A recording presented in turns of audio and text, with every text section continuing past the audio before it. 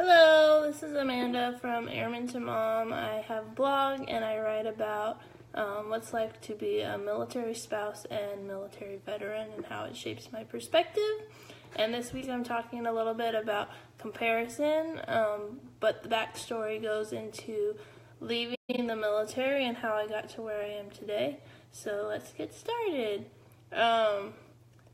When I left the military in 2013, it was really a hard transition for me. I went from being in the Air Force, being a captain, being a licensed civil engineer, to becoming a mom. And people used to be really impressed with all the work and accomplishment that I was either doing or had done. And then when I became a mom, people were like, oh, you're just a stay-at-home mom. You don't really matter. And it was a really hard transition. And when I was leaving the Air Force, they require you to take this TAP class, Transition Assistance Program. And it was really focused on helping you find a new job. And I didn't realize at the time that the reason that the TAP class wanted you to find a new job was partly because when you leave the military you lose like this sense of purpose and working for something bigger than yourself, and they're trying to fill it up with a new job and a new sense of purpose. And so this was something that I didn't really expect or understand. They didn't really explain why you had to go to TAP. They just told you that you had to go. And even though I had gone, when I first started thinking about leaving the military, early on, over a year before I actually left, but they required me to go again when I was super pregnant with my son, and wasn't planning on working, but it was a requirement. And I wish that somewhere in there they had spent a little bit of time talking about the transition and what it means and how to prepare for it mentally and not to just fill it in with something new.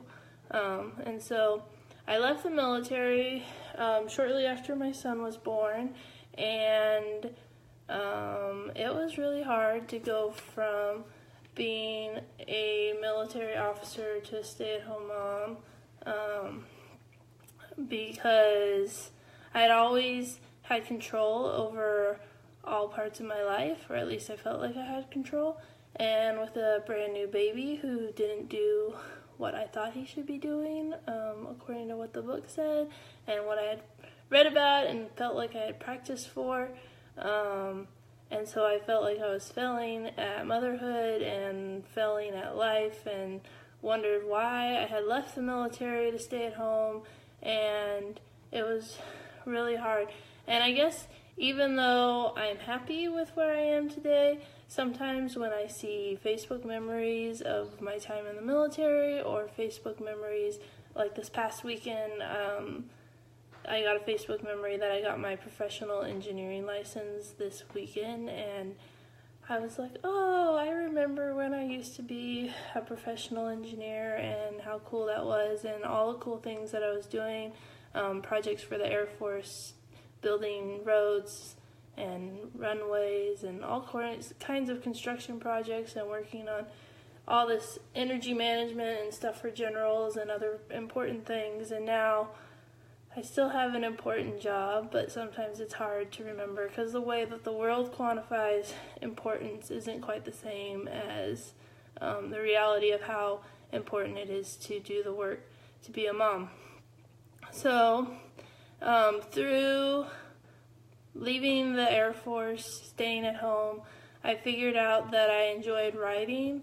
A blogger that I was following at the time did this thing called 5 Minute Friday, and when I first started reading her thing, I said, if I can write for 5 minutes each week, that will be an accomplishment. And I know that doesn't really sound like a lot, but it was a small goal, and it was something that I really needed at the time.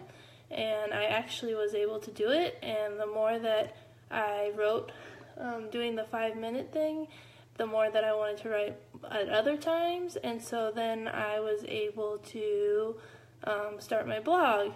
And then my blog was kind of more of a hobby. It wasn't really a a business. I thought it was because occasionally I would get paid to write articles, but I wasn't focused, and I would really just write about whatever I felt like. But at the time, it was really important that I found something to, I don't know, keep my brain active or whatever you want to call it. But writing was something that was really important to me. And it also got me connected to, there's like Facebook groups with bloggers, and one of them I got connected through was the 31-day series, where every day in October you write. It's a little bit crazy. But I was able to make some friends through that community, and that helped me through my transition. And now I'm in a lot of military spouse or veteran groups, and I'm making connections there, and it's really neat to be inspired by the women. So far I've only met women, but the women that have been in those communities who are also chasing a dream and face many of the challenges since they are also military spouses. And some of them are veterans, because you seem to find that more military spouses than you think are veterans too. And so I love blogging because I'm able to share the stories from my military experience. I'm able to inspire others. My favorite group to inspire is, there's been a handful of people who are women who are joining the military who like some of the blog posts that I write. And it's really cool to be able to have an impact on the next generation of women who are joining the military. And I'm really excited when they reach out to me and tell me how they encourage me, or how I encourage them.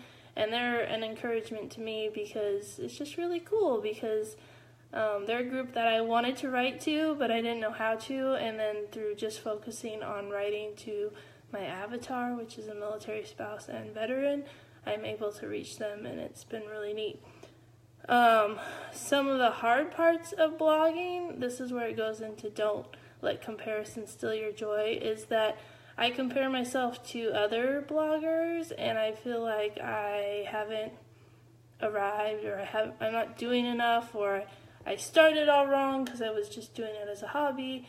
And so it's hard to, every time you reach a milestone, you feel like you have to, why does my screen keep going up? Every time you reach a milestone, you feel like you need to reach the next milestone. So like this past weekend, I've got to 700 followers on Instagram, and I should be really excited because that's a big deal.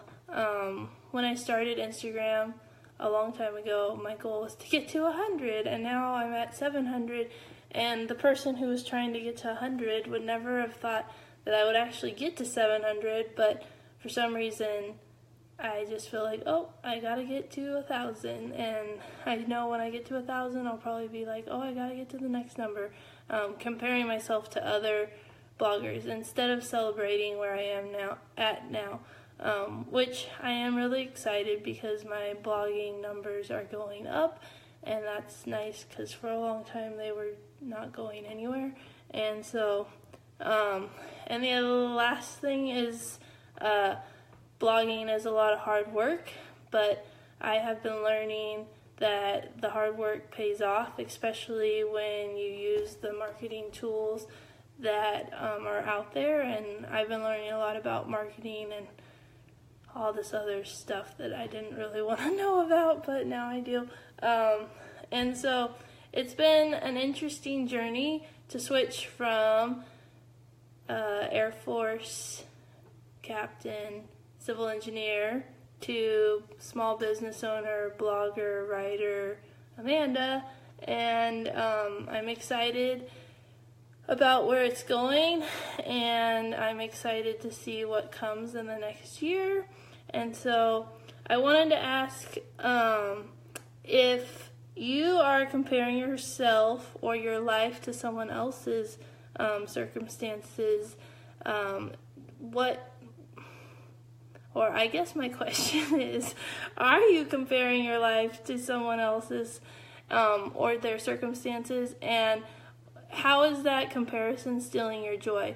So what ways can you not compare yourself to other people, and just focus on where you are at and be proud of where you are going.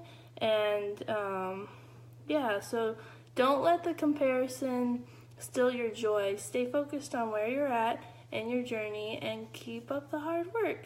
So I'll see you next week, and thanks for listening. Bye.